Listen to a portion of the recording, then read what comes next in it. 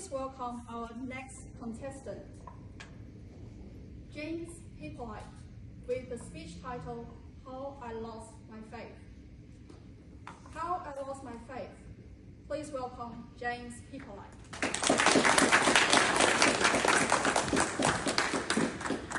Thank you, Contest Chair. You're welcome.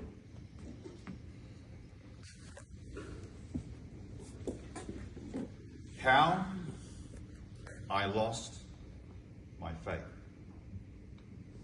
I know what you're thinking. You're going to hear me recount a tale about walking away from organized religion, disillusioned, angry, done. That isn't my tale. Contest Chair, fellow Toastmasters and guests. The faith that I lost, the faith that was instilled in me at home, the faith I believed in, was that the universe was a magnificent accident and that life had no purpose. Design and purpose?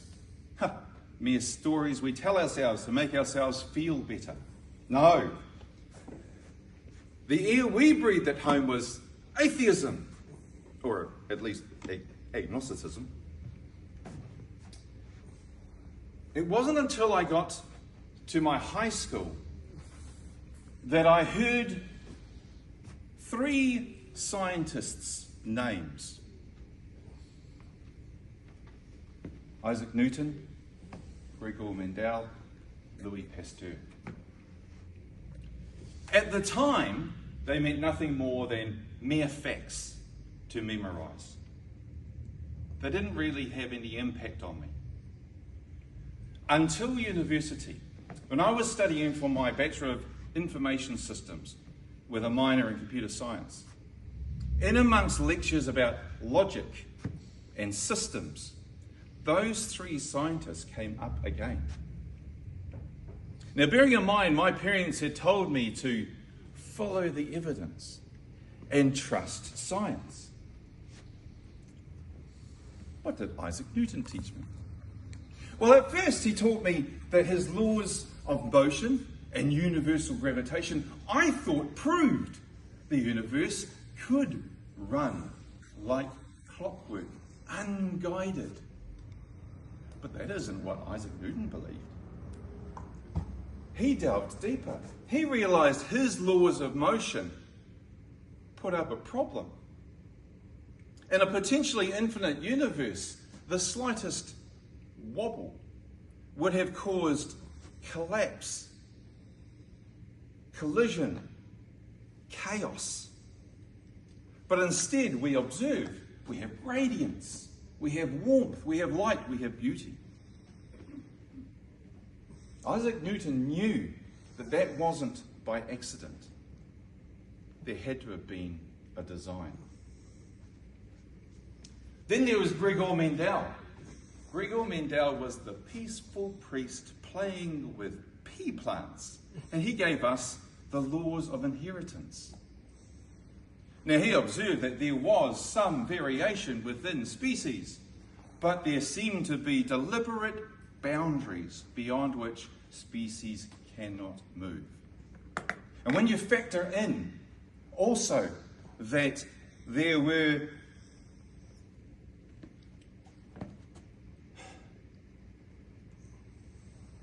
the factors that limit the growth, natural selection. All that natural selection can do is eliminate traits. It doesn't give us new information. So Gregor's contribution was there wasn't a single tree of life, there was a forest of trees. Mind blown. My childhood faith started to crumble. The final nail in the coffin were the experiments of Louis Pasteur with his swan neck flask.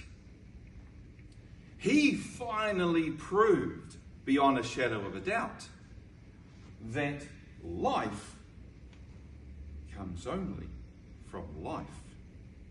I know, rather obvious. But believe it or not, there are scientists who believe that life came from non-life. That has never been observed.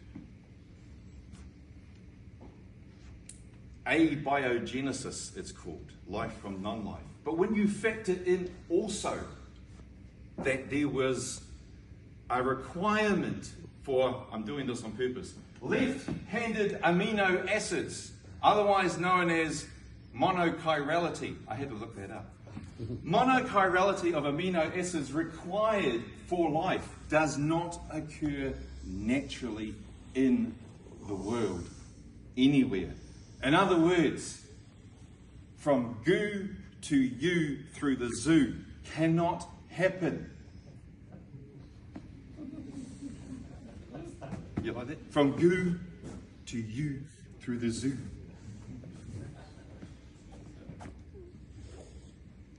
That was the final nail.